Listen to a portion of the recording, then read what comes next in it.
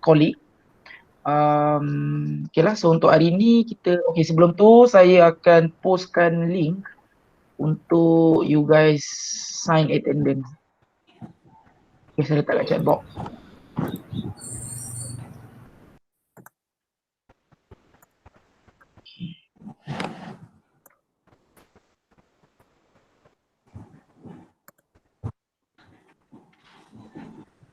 Kan hold.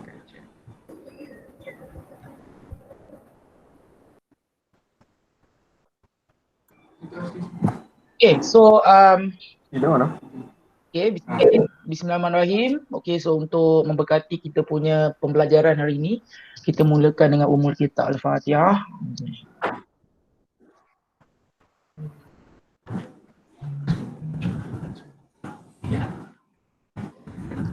Okay, so minggu lepas we already learn about how to set up DHCP for IPv4, and we also learn about Ether channel. Okay, so Ether channel ni di mana we bundle up the physical link, let's say 2 ports into one logical port. Okay, so ada masalah tak dengan lab Ether channel tu? Semua boleh Boleh. So tu bila kita bundle up together, STP nampak link tu sebagai satu link je, kan? Kalau kita tak buat Ether channel, dia akan nampak 2 port. So nanti dia akan block satu port. So membazir lah, kan? Contoh kita ada 2 port connect kat satu switch, satu tu tak digunakan. So membazir lah, walaupun redundant tapi kita tak menggunakan sepenuhnya dia punya capacity. So that's why they introduce Ether channel lah. Okay, so for this week, we will learn about Slack and DHCP-v6. Okay, so kita tahu for IP protocols, we have newer protocol which is IPv6. Dia bukan hanya introduce more address space, maksudnya kalau macam IPv4, address dia 32 bit kan, maksudnya 2 kuasa 32. Untuk IPv6, dia punya number of addresses tu 2 punca kuasa 128. So ada bertrilion address. Dan kalau sebenarnya kalau kita bagi IPv4, kalau menggunakan IPv6 punya address space tu, kalau kita bagi setiap penduduk bumi ni IPv4 address pun still dia banyak lagi address untuk dia bagi. Faham tak? Punyalah banyak IPv6 punya address kan. Okay, so since dia terlampau banyak, of course kita kena mudahkan proses untuk kita assign IP address kepada host, kan? Bayangkan dia dalam IPv6, dalam satu network pun ada beribu-ribu machine. So of course kita kena automate dia punya proses untuk assign IP dekat interface ataupun dekat host. Okay, so sebelum ni kalau dekat IPv4, kalau kita nak assign IP address, boleh tak you guys recap macam mana cara kita nak assign IP address dekat host ataupun dekat interface? Apa cara dia? dekat host. Maksudnya dekat komputer lah, host tu komputer lah. Macam ni kita nak bagi IPv4 punya address.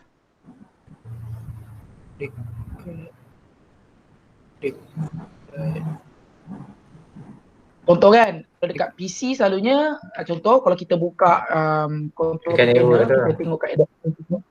Dekat network tu kan. So kita kita adapter ni, lepas kita set ini IPv4 kan. So apa yang kita panggil ni kita set sebagai static lah. Kita buat dia static. Okay, dan alternatif kepada static, kita nak buat dynamic, kita guna DHCP kan. Kita dah belajar minggu lepas. So dia automatic. Okay, so untuk IPv4 dia ada dua cara je. Tetapi untuk IPv6 dia ada lebih daripada 2 cara. Kan? Pasal dia memang nak mudahkan supaya kita boleh assign IP address. Okay, untuk IPv6, the first one dia boleh assign static juga, maksudnya macam ni lah. Kita buat macam ni, kita letak IPv6. Tetapi susah lah kan, pasal IPv6 pun address terpanjang. So dia ada introduce untuk dynamic, first Slack SLAAC dengan DHCP-v6. Itu yang kita akan belajar hari ni lah. Okay. Okay, so for this module, you will the end of the module, we will able to configure dynamic address allocation in IPv6 network.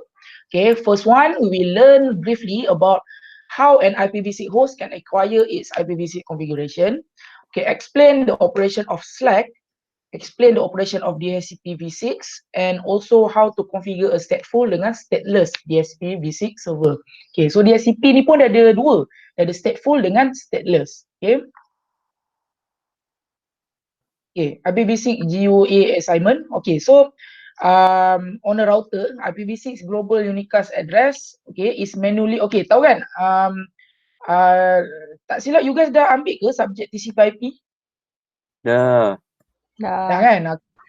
IPv6 dia ada dia ada banyak type, dia ada type of address kan, dia ada link local kan, dia ada link local, dia ada kan, betul, dia ada global.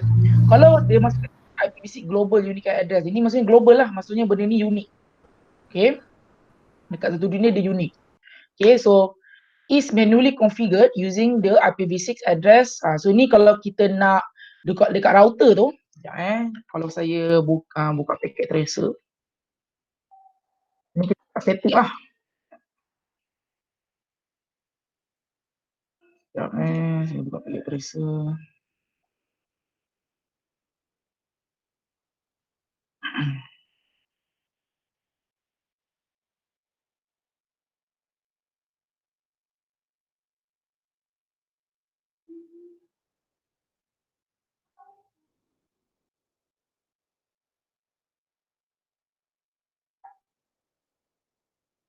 Okay, contoh dekat router tu kita nak set IPv4. Dekat ni.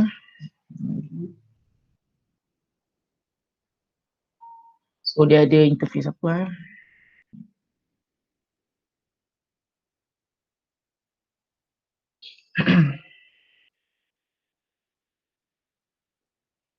Okay, so untuk router ni dia ada show IP. Okay, so dia ada 3 gigabit port. Okay, contohlah saya nak configure IPv6 dekat sini Okay, interface.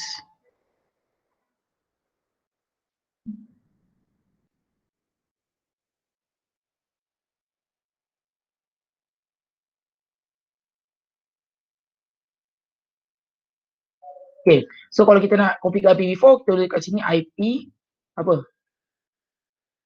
Okay. Macam ni kan, IP kita buat address. So ini adalah untuk apa ni lah, untuk ni lah. Tapi kalau untuk IPv6, dia tak boleh install IPv6 lah. Okay, boleh. So kalau untuk IPv6, kita buat IPv6 address. So kita letak v6 address lah. Okay, so kalau kita nak configure tadi, kita boleh static, kita boleh letak kita punya IPv6, ataupun kita boleh nampak tak kat sini, dia ada first auto config dan DHCP. Nampak? Dia ada option tu. Okay. So itu yang kita nak try belajar ini. Okay. Okay, so kalau contoh kita nak address manually, so kita buat IPv6 address, IPv6 dengan dia punya prefix length lah. Dia tak ada dalam IPv6, dia tak ada subnet mask Dia ada prefix length macam /64, right? So a window host can also be manually configured with an IPv6 GUI address. So yang tadi saya dah tunjuk dalam window tu lah. Okay. Okay, so apa tu IPv6 host link local address? So if automatic IPv6 address is selected, the host will use an ICMP router advertisement message to help it configure an IPv6 configuration. So kalau setiap interface, contoh kalau kita buka window pun, dia akan ada link local. Benda tu dia generate menggunakan MAC address dia. Betul Okay, contoh saya pergi tengok dekat saya punya internet. Dia pula. Ni contoh. Sini kan, link local IPv6 address. Tapi dia kena interface yang up. Dia punya wifi. Okay, contoh wifi ni pasal app kan saya connected, so nampak dekat sini dia ada link local dia. So link local ni bukan global, maksudnya dia hanya untuk bila dia buat connection dalam satu LAN je. Okay, untuk dalam satu segmen dia. Tapi kalau dia nak pergi ke internet, dia mesti ada what we call as IPv6 global address. So menggunakan dia punya link local IP ni, dia akan buat router advertisement kan, ataupun dia buat router discovery kan, RA, betul, nanti dia akan, dia router tu dia akan reply dengan IP lah yang dia akan bagi satu information yang mana daripada situ network interface tu akan try derive dia punya global IPv6 address. So contoh kat sini kan, IPv6 link local address is automatically created by host when it's boot up the internet interface is active. So the interface did not create an IPv6 global in output because the network segment did not have router to provide network configuration. Pasal kat sini dia tak ada router lah, tapi ini awal nanti saya akan tunjuk bila dalam network tu ada router yang configured with IPv6, dekat situ nanti dia akan ada proses ni di mana host tu, maksudnya you guys punya laptop ataupun PC akan boleh automatically generate dia punya sendiri ni global address.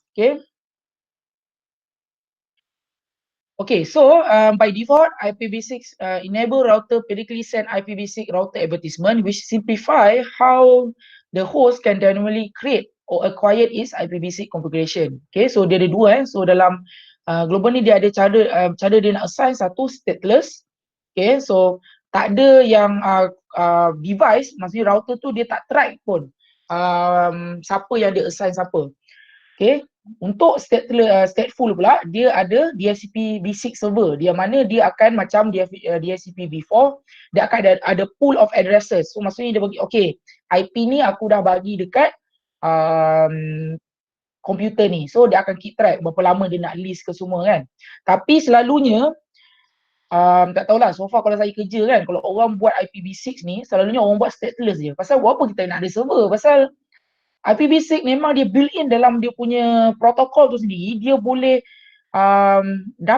dia boleh assign IPv6 tu tanpa ada server pun. Lagi senang. So kat router tu yang support IPv6 tu kat interface, bila kita assign dia prefix IPv6, so kalau dia router dia akan sentiasa send router advertisement tau. So bila komputer dia cucuk dekat network tu, dia bila dia gunakan link local tu, bila dia dapat dia cakap, oh rupanya dekat dalam network ni ada router. So apa dia buat, dia akan gunakan router advertisement punya paket tu, dia akan try generate dia punya global address sendiri. Punyalah senang kan. Kalau IPv4 memang tak boleh benda tu, IPv6 je ada features macam tu. So bagi saya lah sebenarnya, honestly, walaupun IPv6 ni nampak macam kompleks, tapi sebenarnya kalau kita faham, dia sebenarnya lagi mudah kalau kita nak configure sebenarnya. Okay, so macam terus tadi dia ada dua, dia ada cara Slack only ataupun Slack dengan DHCP server. Okay, kenapa? Pasal kalau kita buat Slack only, dia ada Slack ni maksudnya dia just gunakan router advertisement tu untuk dia obtain dia punya global IPv6 tu kan. Tapi kekurangan kalau kita pakai Slack only ni, dia takkan dapat dia punya DNS server punya assignment. Dia hanya boleh dapat dia punya IPv6 punya network, dia punya prefix, lepas tu dia punya default gateway je, that's it. Tapi cukuplah untuk dia pergi dia untuk communicate. Tapi untuk assign dia punya DNS, pasal kalau kita buka internet kita perlu DNS information kan, DNS server. So kalau untuk ada tu memang kita kena ada DHCP server juga. Right? Okay, so dia ada cara dia buat router advertisement tu macam mana? Ni cara protokol dia. Okay, so how a client obtain an IPv6 global unique address depend on setting on in the RA message, router advertisement tu. Okay, so memula apa tau? Client dia guna link call, dia cakap okay, I need an RA for R1. So router ni dia akan reply balik, okay, only use the RA. So dalam ni adalah information. Okay, so lepas tu dia akan bagi stateless punya. Betul, dia akan bagi. So dalam ni dia ada information macam ni, dia nak derive dia punya IPv6 global unique address. Okay, first Slack. So not every network has access to their IPv6 server, but every device in an IPv6 network needs a GUA. Okay, so select method enable hosts to create their own unique IPv6 global unicast address without the service of a DHCP server. So dia boleh So Slack is a stateless service, which means there is no server that maintains a network address information to know which IPv6 address are being used and which one are available. Okay. So dia akan sentiasa hantarlah, dia periodic. Okay. So a host can also send a router solicitation, ni maksudnya host ni maksudnya client lah, maksudnya you guys punya laptop, PC, dia yang akan tanya aku perlu ada tak router kat sini.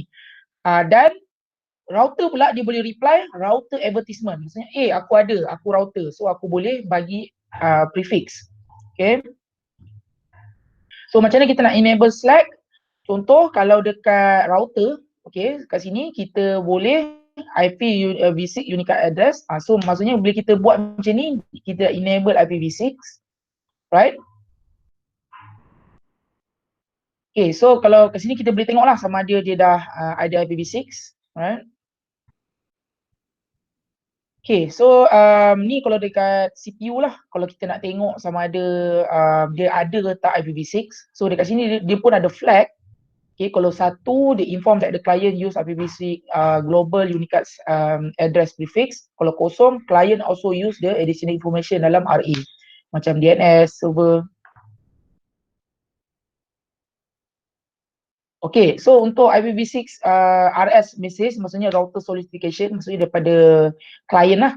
So PC1 has just booted. Okay, bila dia boot, dan dia akan send RS message to IPv6 or router multicast address. So FF02 ni multicast address lah. So maksudnya ni memang unik bila dia hantar ni, semua hanya router bila dia dapat macam ni, dia cakap okay, maksudnya ada orang minta RA. So bila router 1 dapat, so R1 akan generate RA, router advertisement, then send RA to the multicast address FF021. Ni menunjuk ni maksudnya apa tau? Multicast untuk client. FF02 untuk router. Okay, multicast ni dia unik lah. Okay. Okay, so bila proses host tu dapat RA tu, daripada RA tu dia akan generate dia punya GUA. Okay, so first dia boleh randomly generated. Okay, so kat sini dia boleh ni lah, so dia akan randomly generated by client.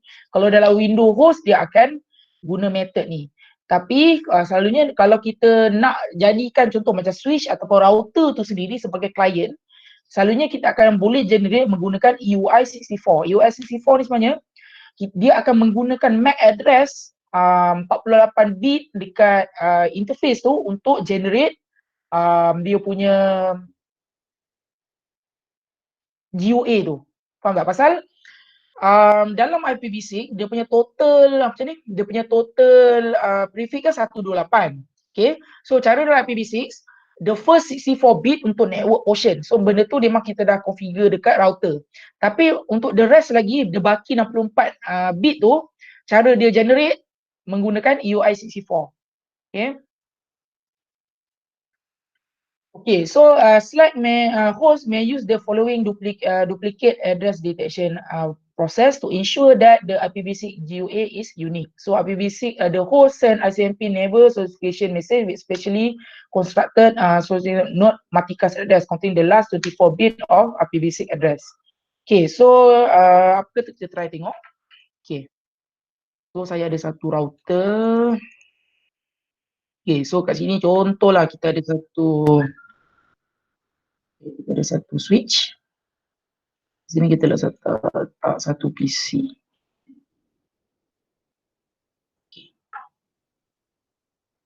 So antara router dengan switch ni kita letak satu straight cable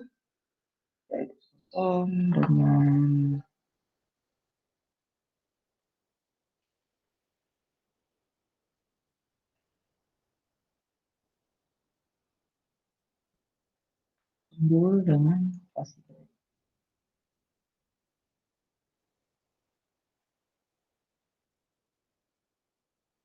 IPv6 kita letak auto config. Okay, untuk enable Slack tu kita pakai DSP kita pakai auto config. Okay, nampak dia tak ada IP address lagi. Ni dengan option.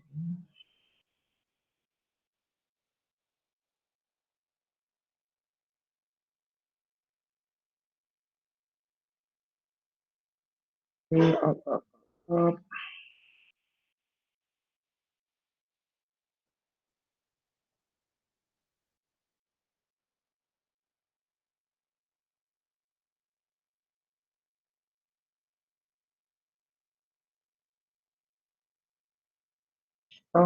Okay, so kita kena configure lah. So, sebelum tu kita kena enable IPv6.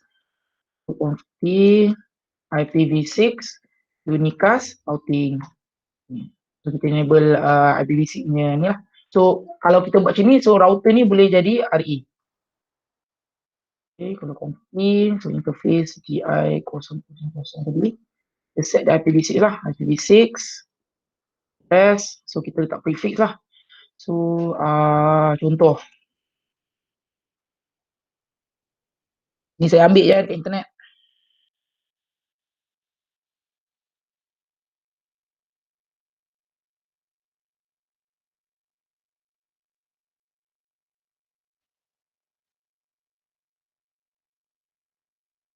Okay, contoh kita ambil 201 ni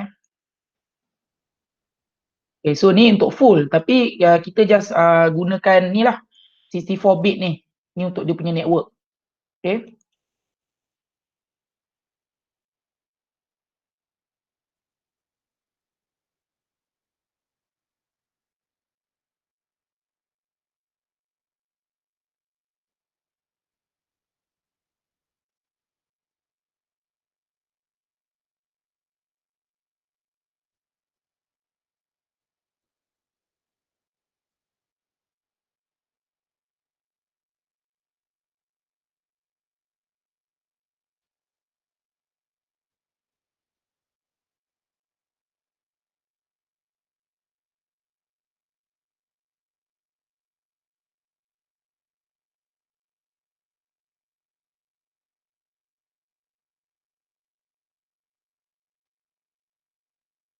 So dia punya prefix adalah /64. Okay. So maksudnya kita gunakan network ni network portion dia. Okay, so dekat sini dia dot satu lah. Okay, so ni untuk ni. Apa ni kita boleh klik.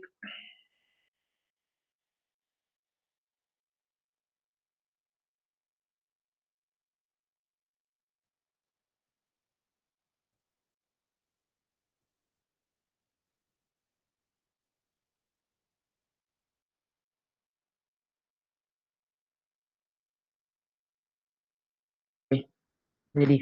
Okay, so kalau kita tengok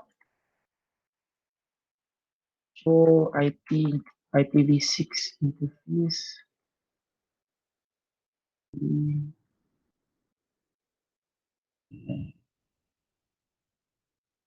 Okay, so kita tengok sini kita dah assign dia global GUA dot satu.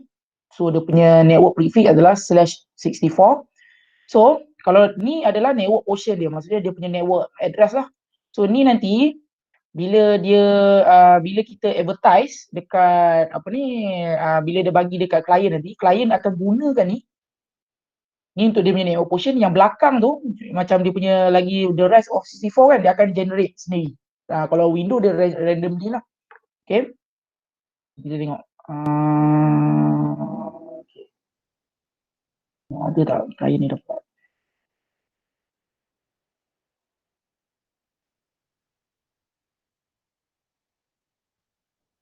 Tadi dah ada dah. Okay. So nampak tak? Dia dah dapat dah. Automatic kan? So kalau kita tengok dekat sini, saya dah record belum?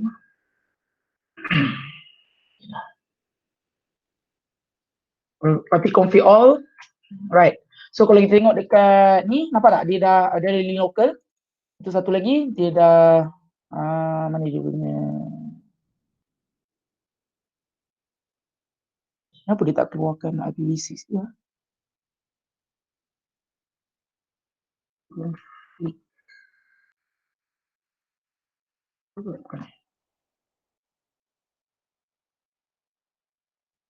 Tak sure kenapa tak keluar, tapi kalau kita tengok config ni, nampak dekat fast internet ni dia ada apa ni, interface ni. Nampak dia ada dah di-assign kan 2001 DB8 85302A. So daripada kosong tu, so yang belakang ni 20A41 ni kan. Cara window tu generate dia pakai random assignment lah. So contoh kita try ping router try ping V6 ping. Okay, so kita ambil lah router ni punya interface.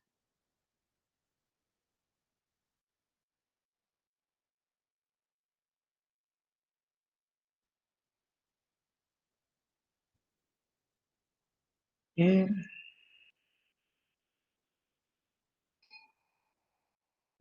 So boleh. So IPv6 tu dah jalan lah. So far ada question tak? Kenapa kompleks sebenarnya IPv6? Opinion? Tak ada. Okay.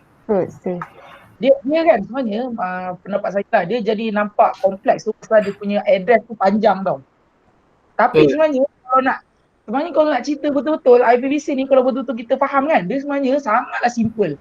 Okay, untuk IPv4 kita kena buat subnetting kan. Kita kena kira kita contoh kalau kita bagi dia /23, so berapa dia punya network ni apa semua kan. Kalau dalam IPv6 sebenarnya benda tu dah tetap tau. Untuk interface, untuk network memang dia akan /64. Untuk ISP dia akan bagi /12. Lepas tu untuk customer dia akan bagi nampak dia dah fix. So subnetting tu pun sebenarnya tak payah nak buat dah. Lepas tu even nak configure IP ni pun kita just configure dekat router tu IPv6 yang kita dapat pada ISP tu. Bila kita cucuk kita punya network device dalam satu LAN, dia automatically akan assign. Mana IPv4 memang tak boleh buat benda tu. So bagi saya sebenarnya IPv6 ni dia lagi sebenarnya lah, honestly dia lagi canggih lah sebenarnya. Okay. Right. Tu tadi Slack.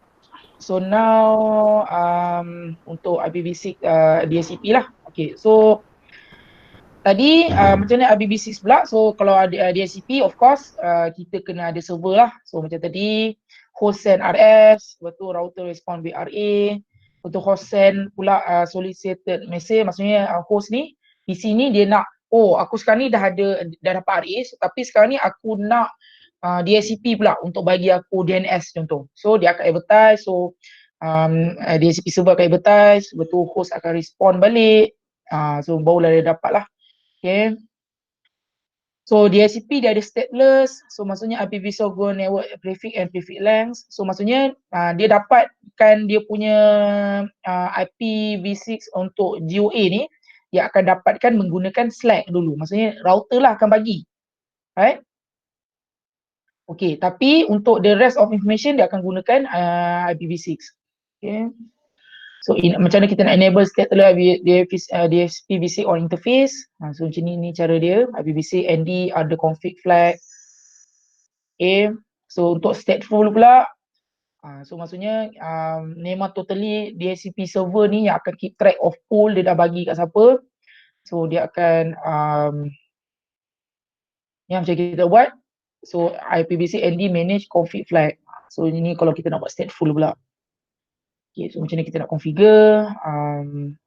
So Cisco IOS router are powerful device in a smaller network. You do not have to have separate device to have DHCP v6 server, client or relay agent. So a Cisco IOS router can be configured as to provide DHCP v6 server service. So macam yang kita dah belajar sebelum ni, dia boleh jadi DHCP v4 punya server. Dan untuk new iOS dia support untuk jadi DHCP v6 punya server pula. Right? So dia pun ada server, client dan dia boleh juga jadi relay agent. Relay agent ni maksudnya macam dalam ni tadilah. So contohlah kan PC ni dia kalau nak pergi ke DHCP server ni, dia kena melalui router ni. So contoh dekat server tu dekat belakang router ni kan. So dia boleh jadi agent lah, maksudnya paket untuk DHCP solicitation tu dia tak proses tapi dia ambil, dia akan forwardkan ke DHCP server yang belakang dia tu. Itu masuk jadi agent. Okay. Okay, itulah kita ada server, client dan relay agent jadi yang saya terangkan tadi. Okay, so macam ni kita nak configure. So kita first kena enable kat router tu unicast routing. So macam IPv4 juga kita kena buat DHCP pool dan kita kena configure lah DNS server macam sebelum ni, macam dekat DHCP v4 sama je. Kena domain name, betul kita kena enable lah binding IPv6 DHCP server pool, betul kita kena letak pool name dengan interface yang kita yang kita enable IPv6 tadi. Okay. Right. So ini untuk stateless. So ini untuk stateful tadi. Okay. So ni nanti kita akan buat lab untuk DHCP v6 ni. Kan sebelum kita tak buat untuk DHCP v4 pasal dia quite simple. So nanti you guys buat untuk DHCP v6 punya lab untuk minggu ni lah.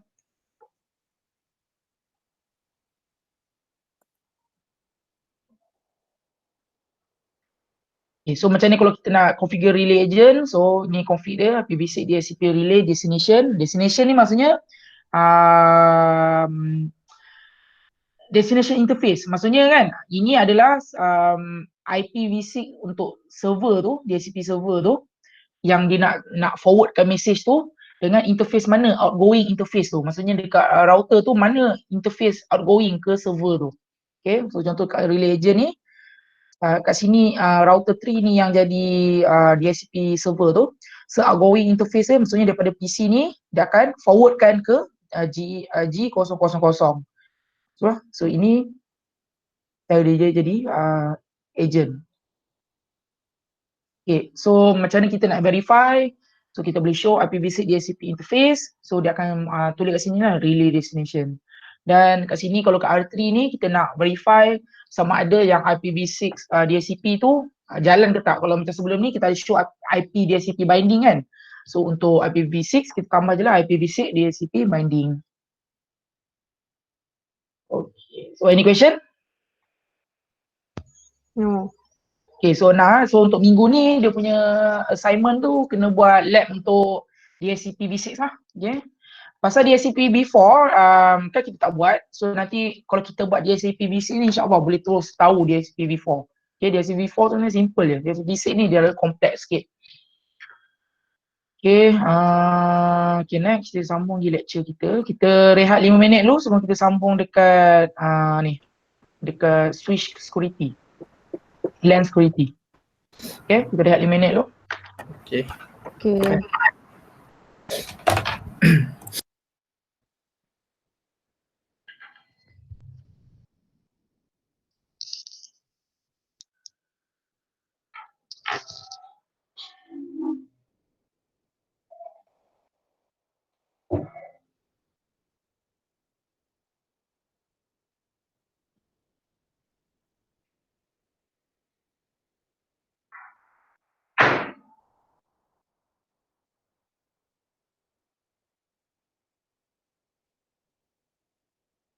Wow.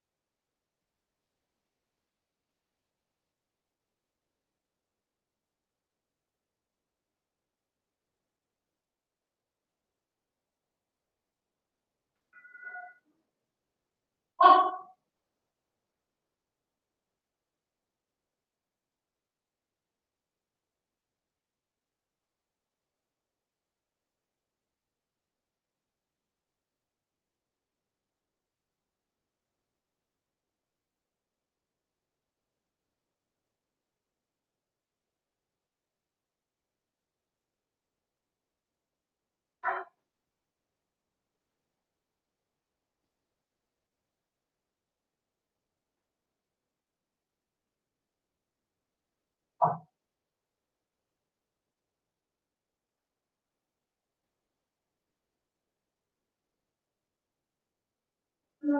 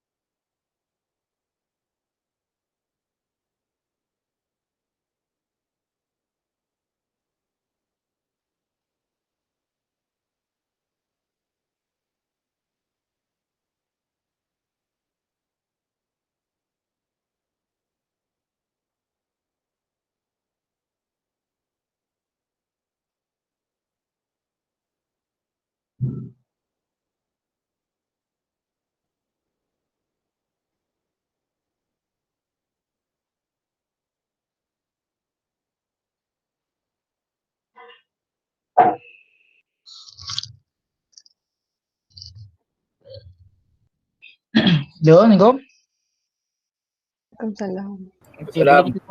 Boleh kita sambung? Eh, Alright, so untuk next chapter ni is about LAN security.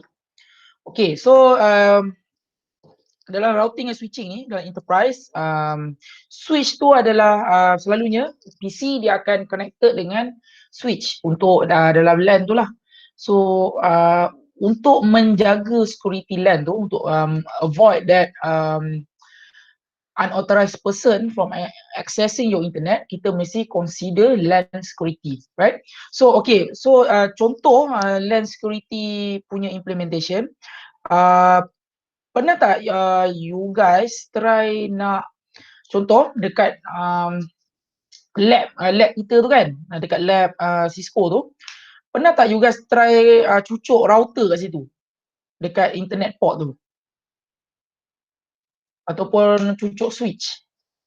Okay, kalau you guys try, kalau kita punya switch dekat dalam lab tu, dia detect yang ada lebih daripada 2 MAC address, dia akan automatically shut down port tu. Tu one of the example of LAN security lah, right?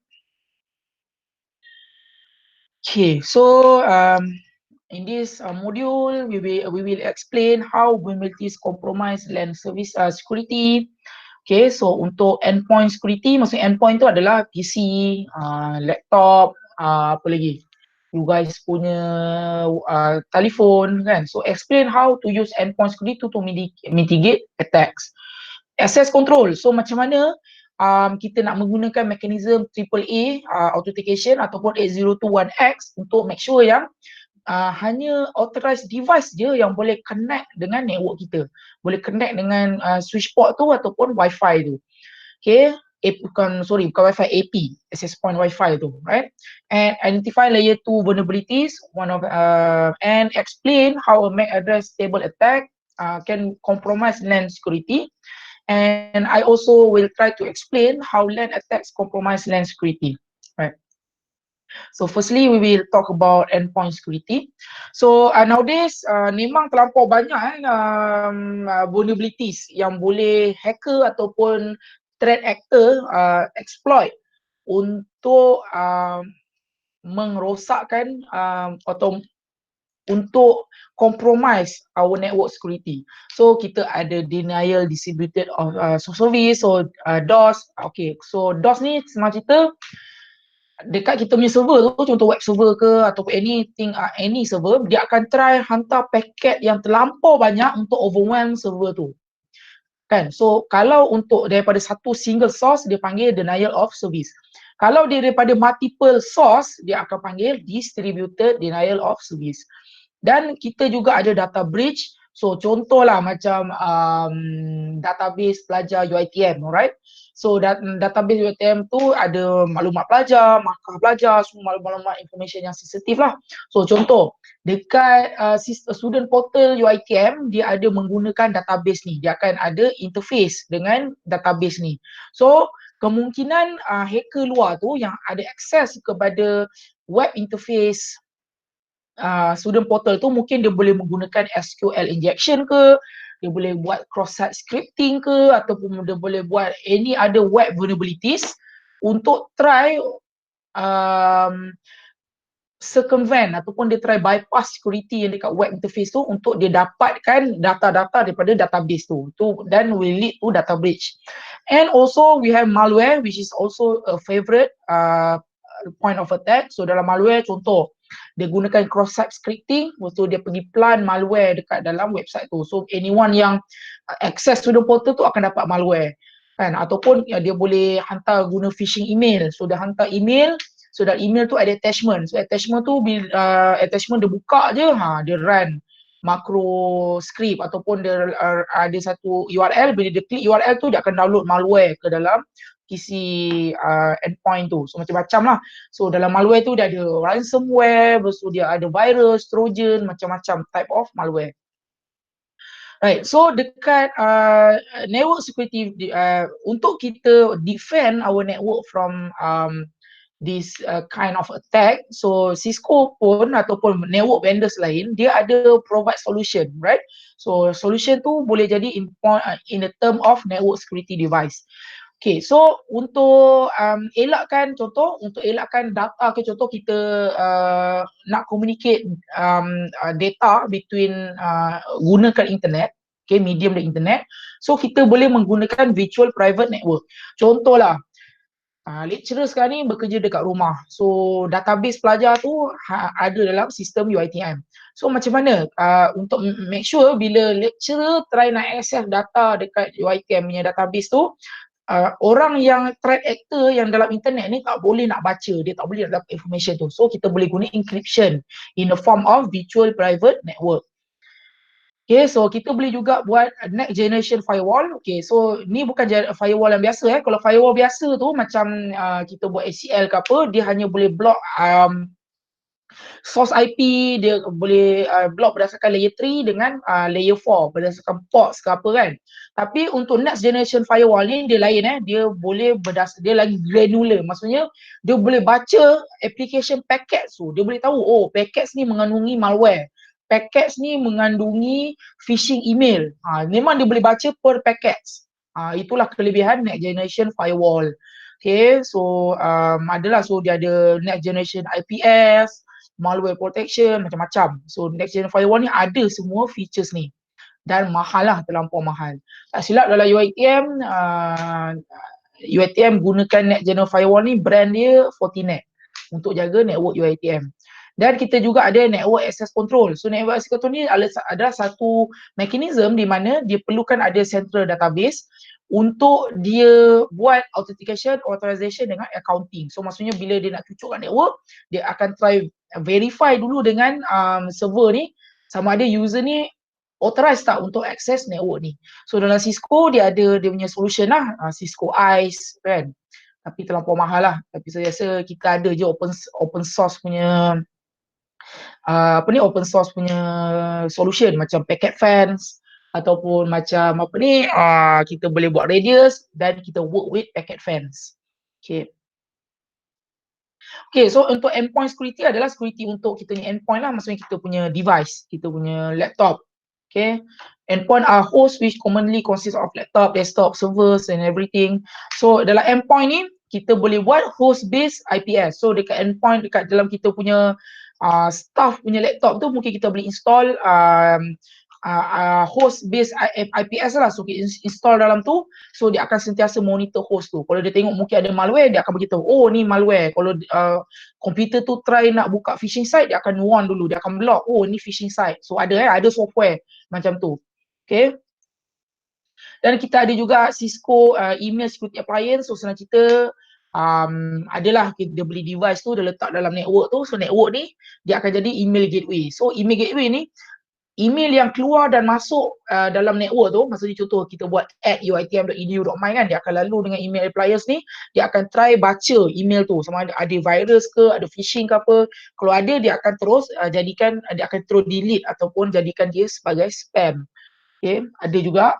Tapi sebenarnya sebagai student network, jangan limitkan kita hanya kepada solution yang berbayar macam ni. Kita pun sebenarnya boleh je buat sendiri. Maksudnya ini Cisco punya solution lah. Tapi sebenarnya kita boleh je buat sendiri. Kita ambil Linux server tu untuk project lah kan. Kalau siapa nak buat FYP dengan saya, boleh je buat satu endpoint punya security, email security ni dalam satu server tu kena configure spam assassin ke, atau kita buat script sendiri di mana email tu kita boleh baca, dan kita identify sama ada dia email yang berbahaya atau tak. Kalau minat nak project dengan saya lah, so saya buat benda-benda security macam tu saya buat lah. Dan juga boleh web security appliance, sama je, dia macam appliance macam ni, tapi dia akan filter out lah traffic tu, sama ada dia ada SQL injection ke, dia akan baca paket, dalam paket tu URL punya header tu. Okay, dia akan baca, oh okay URL ni phishing, atau URL ni akan pergi ke tempat-tempat yang tak betul. Kan ada email ada malware ke dalam HTTP header ni. So ni pun ada, kita boleh buat open source punya box sendiri, tak perlu kita nak beli appliance pun. Tapi kalau tiba-tiba company kita kerja tu kaya, of course kita akan ambil dengan yang mahal lah. Tapi kalau company kita tu mungkin miskin, kita ada open source punya solution, mungkin juga boleh kalau nak buat project dengan saya, kita boleh guna Nagios, ataupun kita boleh buat apa lagi, Nagios pula, kita boleh pakai apa ni, IP-Sense, kan, PF-Sense, ataupun kita boleh buat apa ni, yang paling basic kita buat apa ni, Allah lupa lah, Snort, guna Snort lah. Okay, right, so far ada question tak?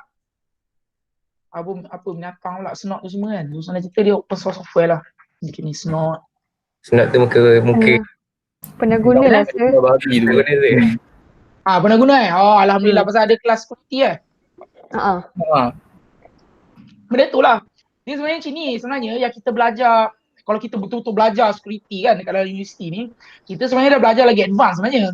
Kalau macam kalau kita kerja nanti kan, kadang-kadang kita akan option, kita punya vendor tu akan datang, daripada kau configure semua ni, baik aku jual je satu box ni, kau cucuk je dekat kau punya network tu, terus ada kan, so tak payah kita nak configure Snort ke apa ni, spam assassin ke kan. Tapi mahal lah, benda ni beratus ribu. Tapi kalau kita kerja dengan bank yang mahal tu, of course kita beli je lah, buat apa kita nak susahkan diri kita kan. Tapi kalau kita nak tunjuk kita ni hero, kita boleh je configure sendiri pakai Snort ke apa kan. Tapi kena tahu Linux lah kan. So itu je lah. So kalau in case ada orang nak buat FYP dengan saya, nak buat Snort rules ke, nak buat nak buat spam assassinnya rules ke, atau korang nak buat script sendiri je, boleh datang lah jumpa saya kalau nak buat FYP. Right? Okay, so next is about access control.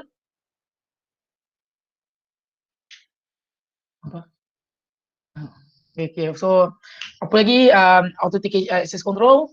So authentication with local password. So authentication ni yang kita dah belajar sebelum ni lah. So bila kita nak remote access kepada kita punya router tu, kita boleh enable SSH, tapi SSH tu kita kena ada letak password lah. Kita letak password kan, so ni local lah, maksudnya password tu kita simpan dalam router tu sendiri. So bila kita letak password, dia akan comparekan password yang disimpan dalam router tu. Tapi kita ada alternatif, kita ada guna AAA server. So AAA ni maksudnya apa? Router tu dia tak simpan local password tu, tapi kita ada satu AAA server. Okay, so pasal ni syllabus Cisco, so saya kena promote lah dulu Cisco punya solution macam biasa. Cisco nama dia Cisco TechCats ataupun Cisco ICE, mahal lah kan, sebenarnya kita boleh configure sendiri je ICE. Cisco IPv Service Engine. So dia ni sebenarnya boleh jadi AAA server jugalah. Tapi dia adalah additional features. Tak adalah saya cakap benda ni tak bagus. Tapi sebenarnya kita boleh je buat radius. Okay, open source. Saya minat open source So sebenarnya saya anti juga Cisco ni. Tapi anyhow, dia radius server lah ada. So radius server ni kita boleh simpan lah username dengan password orang tu. Contoh Azizi, apa password dia, kita simpan dalam radius. So nanti kita punya router ni akan try authenticate dengan bila kita nak masuk dalam kita punya router tu akan try tanya kita punya radius server tu, dia ni ada ke tak? So kita akan reply, oh boleh, macam itulah. Okay. Kalau nak buat projek dengan saya pun, kita akan try buat next gen radius ke apa punya projek kan. So tak adalah semudah tu you guys install, mungkin kena tambah sikit script lagi lah untuk tambah baik radius tu. Okay. So kita ada authentication, sama authentication ni is talk about sama ada boleh tak dia access, adakah dia mempunyai access kepada device tu. Authorization pula, walaupun kita dah bagi access, kalau dia dah boleh access sekalipun router atau switch tu, apa dia boleh buat. So authorization ni maksudnya kebenaran yang dia boleh buat. Maksudnya okay, Azizi ni apa yang command dia boleh execute, adakah dia boleh hanya buat command ni saja, adakah dia boleh masuk enable mode. Okay, kalau untuk contoh Syafiq, dia boleh run command yang lagi advance macam itulah, dia boleh bagi tahu apa command yang dia boleh jalan. Dan juga accounting ni is tadi AAA kan, authentication, authorization dan accounting. So accounting ni is about apa saja yang kita buat bila kita access tu, kita mesti ada log. Kita mesti simpankan log tu. Okay, pada contoh ada engineer baru ni, dia letak satu command, tiba-tiba router tu hang ataupun router tu ada error. So kita tahu okay bila dia letak command tu semua. So dia ada bukti lah dalam bentuk log. Dan juga kita ada juga 8021X. So 8021X is standard for port-based access control and authentication protocol. So contoh macam tadi saya cakap switch kan. Bila kita cucuk je dekat switch port tu, dia akan gunakan 8021X punya protokol ni untuk try authenticate dengan kita punya radius server ataupun dengan Cisco ICE tadi tu.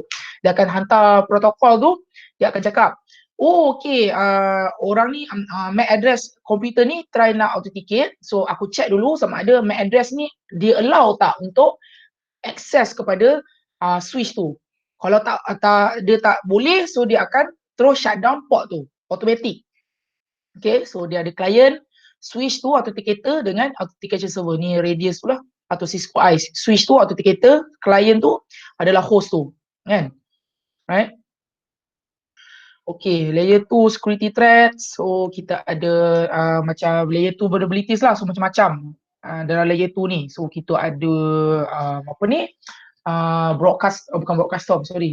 MAC address spoofing, ARP spoofing, ARP poisoning, macam-macam kalau you guys belajar dalam kelas security tu lah. So kita ada MAC table attack. MAC table attack ni ini memang bahaya bukan bahaya, nampak macam kita dah belajar, tapi sebenarnya selalunya nama dia kalau dalam bila saya kerja dulu kan, selalunya benda ni dia kena dekat core switch ataupun dalam firewall. Dia macam mana kalau kan firewall kan dia akan tengok setiap frame atau paket tu kan. Dia kalau macam orang purposely nak bring down firewall tu, dia buat apa tau? Dia akan try, tak silap saya kan, dia akan hantar, dia banyak cara sebenarnya, tapi salah satu cara tu dia hantar terlalu banyak frame. Nanti kan firewall tu dia akan penuhkan dia punya MAC address table tu, ARP table tu. Bila dia penuh, dia out of memory, so dia knock out lah, so dia boleh bypass firewall tu. Ataupun dalam switch, dia akan try buat custom ke looping ke apa supaya MAC address table dalam switch tu akan jadi penuh. So bila penuh dia hang lah, so dia jadi DOS pula. Boleh juga buat VLAN attack, so dia buat VLAN hopping, VLAN double tagging attack. So maksudnya dalam VLAN tu, dalam header saja dia letak 2 VLAN number. Boleh buat DHCP attack. So DHCP attack ni pun bahaya juga. Apa jadi tau? Okay, contohlah dekat satu company ni, dia ada DHCP server. Okay, so bila orang authenticate, kalau normalnya dia akan DHCP server tu lah akan beritahu, oh okay ni IP address kau.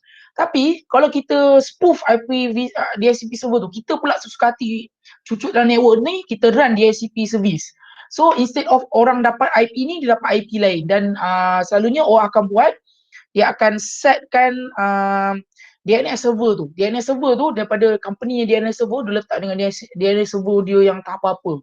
So bila orang pergi try query contoh www.youtube.com dekat DNS server yang dia spoof tu, maksudnya yang dia punya sendiri tu, dia akan bagi IP address yang ke phishing site macam dia tiru website YouTube tu. So orang ingat ni YouTube lah, padahal dia sebenarnya youtube.com, lepas tu belakang tu dot apa-apa pelik-pelik kan. So bila orang pergi, orang letak username password nak login kat YouTube tu, instead of dia pergi ke YouTube yang betul, dia pergi kat dia punya YouTube, faham tak? So dia dapatlah username dan password orang tu. Okay, so kalau siapa minat nak buat projek lagi sini, so untuk security kita boleh buat spoofingnya DHCP tu juga, ERP attack, so macam-macam lah. So please baca.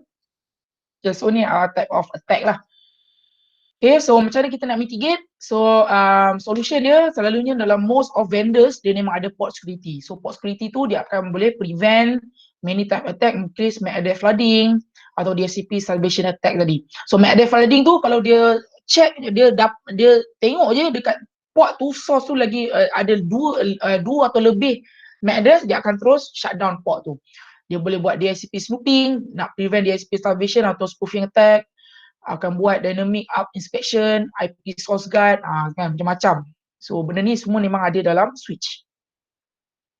Okay, MAC address table macam tadi, show MAC address table. So nampak di sini semua memang ada dekat dalam switch ni, memang dah ada MAC address table. Okay, tapi MAC address table ni cam table lah sebenarnya kita. Kalau kita tengok show MAC address table, okay ni ada satu kan, tapi dia sebenarnya dia ada limit dia. Sekejap, macam mana kita nak tahu dia punya limit? Aduh, apa tak command dia? Show cam. So,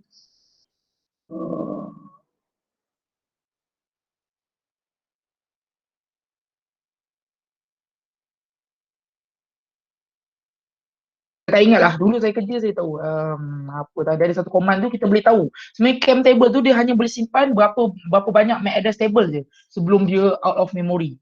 Okay, so itulah. So dia akan try flooding lah semua ni sampailah dia tak cukup memory. So apa jadi kat switch tu? Hang lah, right? So MAC address flooding tu, MAC address table have fixed size. Memang ada fixed size and switch can run out of resources which to store MAC address macam saya terangkan tadi. So kan apa dia akan try buat? Dia akan try hantar macam-macam MAC address untuk try exhaustkan resource switch ni. Okay, so macam mana kita nak buat mitigation tu? Kita boleh command tools MAC off lah. So ni contoh tools lah dia nak buat MAC address table attack tu. So macam nak buat tadi, dia buat port security lah, right, untuk mitigate attack tu. Okay, tools ni ada, MAC off. Saya dulu pakai Kali Linux je, tapi MAC off tu ada. Okay, so maksudnya dia dah masukkan dalam Kali. Dah ada dah. Dulu saya pakai Kali tu apa tak nama tool dia. So adalah sini contoh dia nak buat MAC address flooding. Okay. Okay, so untuk LAN attack, dia boleh buat satu VLAN hopping attack. So contoh apa? VLAN hopping attack enables traffic from one VLAN to send another VLAN without the aid of router. So maksudnya dia boleh baca trafik daripada VLAN lain lah. Kan? Selalunya kalau kita nak buat macam tu, mana boleh pasal VLAN sepatutnya dia separate kan trafik dia macam kita belajar. So kalau kita nak communicate dengan VLAN lain pun, kita kena guna inter-VLAN routing. Tapi dalam case ni dia tak. Dia boleh baca je trafik daripada VLAN lain. So kalau dia buat VLAN hopping attack lah. So kita ada VLAN double tagging attack. Okay, so please baca sendiri. Alright. DHCP message macam mana yang saya cakap tadi, kita boleh spoof message tu, instead of dia pergi dekat server ni, kita spoof server lain. So maksudnya dia akan bagi DHCP request daripada yang lain. Okay, so kita di DHCP starvation attack ni apa? Maksudnya starvation attack ni kita akan gunakan host kita untuk hantar banyak-banyak kali DHCP request. So server kita ni mungkin dia akan overwhelm pasal server kita ni pun dia ada memori dia kan. So kalau terlampau banyak dia tengok tiba-tiba banyaknya orang request for DHCP, kan nanti kita punya DHCP tu boleh kong. Okay, dan spoofing attack ni lah. So kita boleh connected this occur when rogue DHCP server is connected. Rogue ni maksudnya yang kita palsukan lah, yang kita sendiri hacker tu buat, is connected to the network and provide false IP configuration. So instead of dia pergi ke IP ni, dia pergi ke pelik-pelik punya macam saya cakap tadi lah, kita boleh clone YouTube punya website tu. Bila dia masukkan masukkan username dan password tu, instead of pergi ke Google, dia akan pergi kat kita. Okay, ke hacker tu. Okay, so this video, okay. Ni boleh cari kat YouTube sebenarnya, banyak kat YouTube untuk tunjuk cara nak buat ARP spoofing, STP attack, okay. Okay, so ARP attack ni apa? So ARP attack ni, contoh bila kita buat ARP attack, contoh dekat dalam table tu kita poisonkan ARP tu, maksudnya dalam entry tu, contoh sepatutnya untuk kita pergi ke IP address ni, contoh IP address A ni yang betul tu, kita sepatutnya guna MAC address ni. Tapi apa kita buat IP poisoning tu, maksudnya instead IP ni instead of pergi kat dia, kita letak pula MAC address kita. So contoh orang nak communicate dengan ni, tapi bila dia nak communicate dengan orang yang sebetul tu, instead of pergi kat sana, dia pergi kat kita punya MAC address. So kita bolehlah baca paket orang tu. So tu IP attack lah. So tu yang tadi yang saya describe tu address spoofing. Kita spoof address, MAC address orang lain. Okay. Kita juga boleh buat STP attack. So macam saya cakap tadi, STP kan dia kita ada apa ni? Ada root, ada konsep root port, ada root switch. So apa kata tiba kita dalam network tu kita spoof paket tu. Kita cakap okay, akulah root. Dah haywire satu network tu. Kan? Pasal tiba-tiba dia dah kira spanning tree tu, oh dia ni root. Tiba-tiba tengok ada satu lagi yang cakap dia ni root. Apa jadi? Memang hang lah. Sistem tu maksudnya dia cakap, pelik. Sistem pelik. Kenapa tiba-tiba ada dua root pula? Betul nanti asyik kira. Memang down network tu. Okay. So kita boleh buat juga CDP mechanism. So CDP ni kita boleh CDP ni sebenarnya Cisco buat untuk dia sebenarnya Cisco Discovery Protocol macam tu, tak silap. Sekejap. Kalau kita run CDP untuk kita untuk ada satu router kan. Contoh kita akan upkan dua ni untuk CDP neighbor dia. CDP ni protokol untuk kita tahu neighbor kita. Tapi benda ni hanya boleh run dalam Cisco lah. Dan sebenarnya tak secure sebenarnya protokol ni. Contoh kat satu. Contoh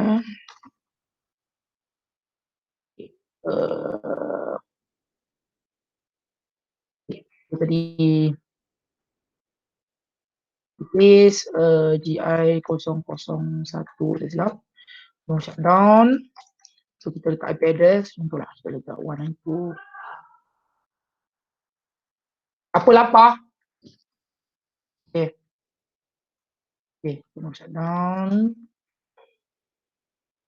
Satu kat sini.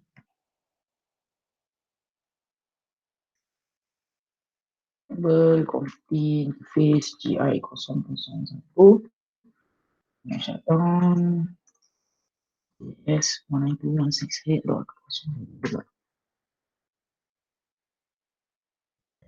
Tengok. IP interface brief 192.168.0.1. Okay, boleh. Okay, so contoh kita tengok show CDP neighbor. By default ni mana? Nampak tak? Kita boleh contoh saya tukarlah kat sini nama dia. Host name dia host name apa router ya.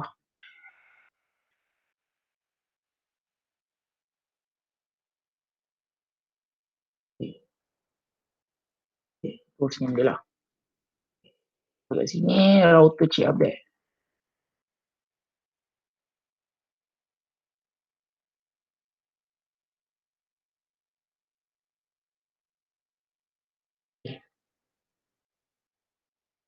Awak dah makan ke?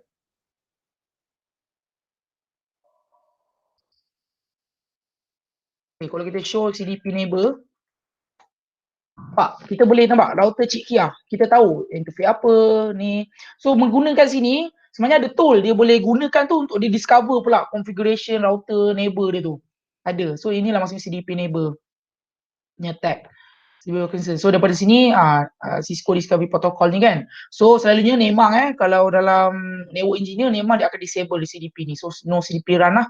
So bila kita no CDP run tu kita tak boleh nak tahu apa neighbor tu punya apa ni. Dia akan guna, dia tak boleh guna CDP lah, right, untuk dia tahu apa pula orang tu buat. Okay, so I think that's all for today. So any question? Ada apa soalan tak? Tak ada. Okay. Okay, so untuk tugasan untuk lab kali ni, please buat configure DHCP v6 ni, okay, dengan Swiss security configuration ni. So ni dalam 3 minggu lah saya bagi dua-dua ni. Okay. Pasal you guys kena fokus untuk submit dulu minggu depan you guys punya case study 10% tu. Boleh? Boleh. Alright. Okay. Boleh. So ada soalan apa-apa lagi berkenaan dengan security ke ataupun DHCP v6 ni? Tak ada kot. Tak ada. Dia orang ada soalan lah. Okay, apa? Siapa? Tak ada rasa. Okay, kalau tak ada dia mungkin kita boleh Belum ada. belum ada. Tak apa, nanti kalau ada pun please tanya dekat WhatsApp tu lah. Awak dia orang nak tanya lah. Okay, okay. So itulah. So kalau tak ada, I think that's all for today lah. So Assalamualaikum, terima kasih kerana datang. Sekejap, attendance semua dah tanda Ya. Awak dia orang nak tanda attendance sikit lagi. Sekejap, okay. Attendance. Tidak sir, saya belum. Awak dia orang belum. Sekejap, tunggu sekejap. Okay, grab padlet tu saya letak dah tu. Dia tak nampak Alung ada tutup kamera. Dia orang langsung tutup kamera ni. Video.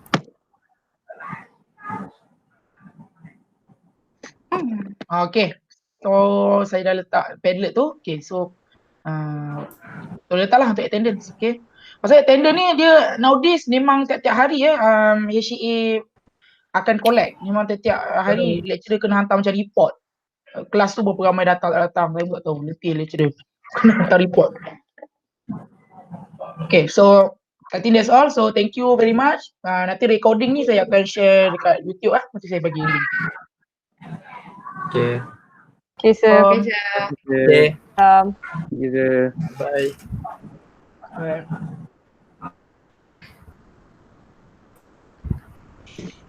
Jad dah gerak. Zul.